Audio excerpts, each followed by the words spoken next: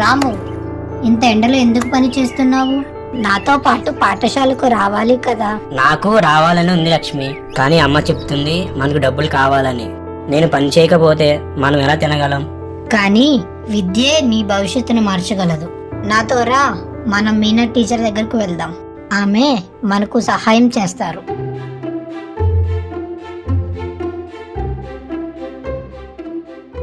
Meena teacher, రాము చదవాలనుకుంటున్నాడు, కానీ అతని కుటుంబం బయట పనులకు పంపిస్తున్నారు. మనం ఏమైనా చేయగలమా?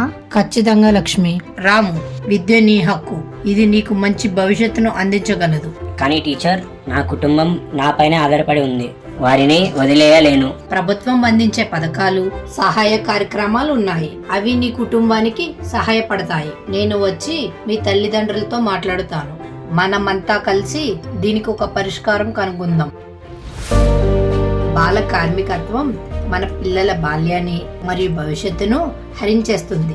ప్రభుత్వం ఉచిత విద్య, మధ్యాహ్న భోజనాలు మరియు అవసరమైన కుటుంబాలకు తోడ్పాటు అందిస్తుంది. మన ఊరిలో ప్రతి పిల్లవాడు పాఠశాలకి వెళ్లేలా చూసుకుందాం. ఈ పథకాల గురించి నాకు తెలియదమ్మా.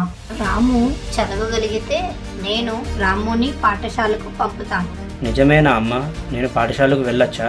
అవును బాబు.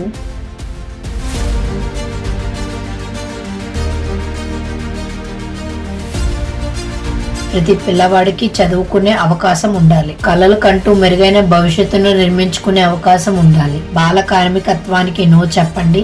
పిల్లల చదువుకి తోడుగా నిలవండి.